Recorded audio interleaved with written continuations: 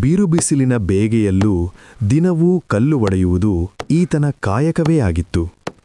ನೆತ್ತಿ ಸುಟ್ಟಾಗಲೆಲ್ಲ ಈತನಿಗೆ ಸೂರ್ಯ ಅದೆಷ್ಟು ಶಕ್ತಿಶಾಲಿ ಎನಿಸುತ್ತಿತ್ತು. ತಾನೂ ಕೂಡ ಈ ಸೂರ್ಯನಂತೆ ಶಕ್ತಿಶಾಲಿಯಾಗಬೇಕು ಎಂದು ಆಸೆಪಡುತ್ತಿದ್ದ.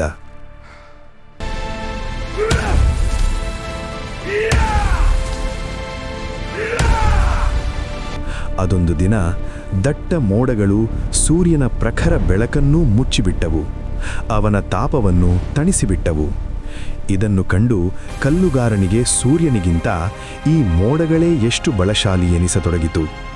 ತಾನೂ ಈ ಮೋಡಗಳಂತೆ ಬಲಶಾಲಿಯಾದರೆ ಅದೆಷ್ಟು ಚಂದ ಎಂದುಕೊಳ್ಳತೊಡಗಿದ. ಆದರೆ ಇದ್ದಕ್ಕಿದ್ದಂತೆ ಬಿರುಗಾಳಿ ಬೀಸತೊಡಗಿತು. ಸೂರ್ಯನನ್ನು ಆವರಿಸಿದ್ದ ದಟ್ಟ ಮೋಡಗಳು ದೂರಕ್ಕೆ ಹಾರಿ ಹೋಗತೊಡಗಿದವು. ಆಗ ಕಲ್ಲುಗಾರನಿಗೆ ಮೋಡಗಳಿಗಿಂತ ಈ ಗಾಳಿಯೇ ಮೇಲು ಎನಿಸತೊಡಗಿತು. ಹೀಗೆ ಯೋಚಿಸುತ್ತಿದ್ದವನಿಗೆ ದೂರದಲ್ಲಿ ಆ ಬಿರುಗಾಳಿಗೂ ಜಗ್ಗದೆ ಅಚಲವಾಗಿ ನಿಂತಿದ್ದ ಪರ್ವತವೊಂದು ಕಾಣಿಸಿತು. ಅರೆ, ಈ ಬಿರುಗಾಳಿಗಿಂತ ಪರ್ವತವೇ ಅದೆಷ್ಟು ಶಕ್ತಿಶಾಲಿ! ಅಚ್ಚರಿಯಿಂದ ಪರ್ವತವನ್ನೇ ನೋಡುತ್ತಾನೆಂತ.